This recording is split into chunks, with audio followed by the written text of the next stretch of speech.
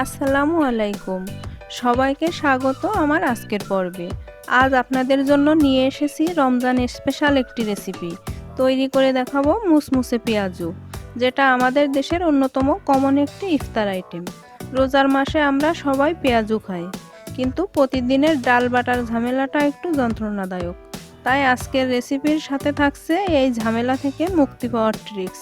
চলুন তাহলে মূল রেসিপিতে চলে যাই।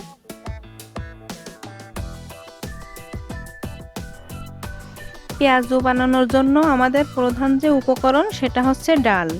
যে কোনো ডাল দিয়েই আপনি পেঁয়াজু বানাতে পারেন। আজকে আমি এখানে 1 কাপ নিয়েছি বুট ডাল বা খেসারির ডাল। সেই সঙ্গে দিয়ে দিচ্ছি হাফ কাপ পরিমাণ মসুর ডাল। আপনি চাইলে কিন্তু অর্ধেক খেসারির ডাল আর অর্ধেক মসুর ডাল দিয়েও করতে পারেন, অথবা যে কোনো এক ধরনের ডাল দিয়েও করতে পারেন।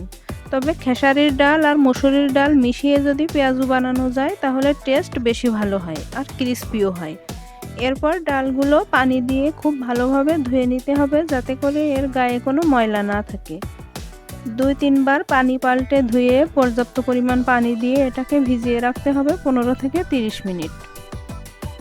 প্রায় 30 মিনিট পর ফিরে আসছি। ডালগুলো খুব বেশি নরম হবে না, তবে বেশ খানিকটা ফুলে উঠবে এবং পরিমাণেও বেড়ে যাবে। এবার আমি ডালটাকে বেটে নিব।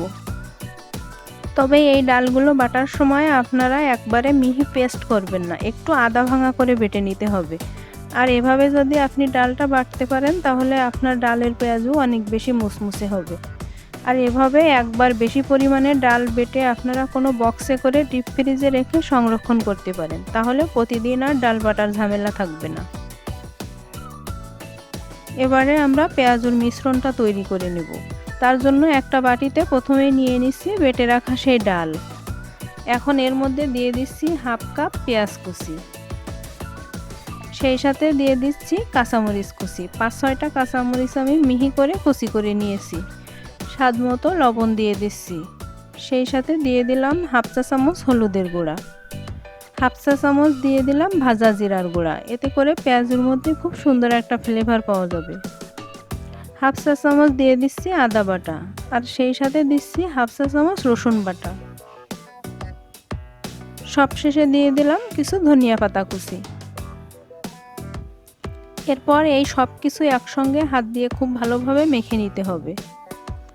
আর এই পেঁয়াজুর জন্য এর মধ্যে আপনার কোনো প্রকার বেসন, আটা, ময়দা কিছুই দিতে হবে না, এমনকি পানি দেওয়ারও দরকার নেই। এমনিতেই আমরা এই ডাল বাটাটাকে শুকনো শুকনো করে করেছিলাম, যার জন্য বাইন্ডিংয়ের কিছুই লাগবে না। এমনিতেই এটা সুন্দরভাবে শেপ দেওয়া যাবে। আর এভাবে যদি আপনি পেঁয়াজুর মিশ্রণটা মাখেন, আপনার পেঁয়াজু মুসমুসে হতে বাধ্য। এ পর্যায়ে পেঁয়াজুর মিশ্রণ থেকে নিয়ে এরকম ছোট ছোট পেঁয়াজুর শেপ করে একটা ছড়ানো প্লেটে একটু ফাঁকা করে রেখে দিতে হবে। আর এভাবে প্লেটটা ধরে ডিপ ফ্রিজে 1 ঘন্টার মতো রেখে হালকা একটু শক্ত করে নিয়ে তারপর যে কোনো একটা বক্সে বা জিপলক ব্যাগে সংরক্ষণ করে রাখতে পারেন, এবং ইফতারের আগে বের করে জাস্ট তেলে ভেজে নিলেই হবে। এই পদ্ধতিতে সংরক্ষণ করলে আপনাদের প্রতিদিন আর পেঁয়াজু বানানোর ঝামেলা থাকবে না। এখন পেঁয়াজুগুলোকে আমি ভেজে নিব। তার জন্য চুলায় কিছুটা তেল গরম করতে দিয়েছিলাম। তেলটা গরম হয়ে গেলে এর মধ্যে একে একে পেঁয়াজুগুলো দিয়ে দিতে হবে। আর এই পেঁয়াজুগুলো ভাজতে গেলে কিন্তু একটা সুবিধা, আপনার অনেক বেশি পরিমাণে তেলেরও প্রয়োজন হবে না এবং একসঙ্গে অনেকগুলো পেঁয়াজু ভেজে নিতে পারবেন। আর চুলার আঁচটা প্রথম থেকে শেষ পর্যন্তই মিডিয়ামে থাকবে। যেগুলো হয়ে যাবে সেগুলো এভাবে উল্টে পাল্টে সোনালি কালার করে ভেজে নিতে হবে।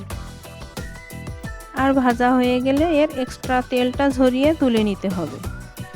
আর এই পেঁয়াজুটা অনেক সময় ধরে মুসমুসে থাকবে, কারণ ডালটা বাটা হয়েছিল পানি ছাড়া শুকনো করে।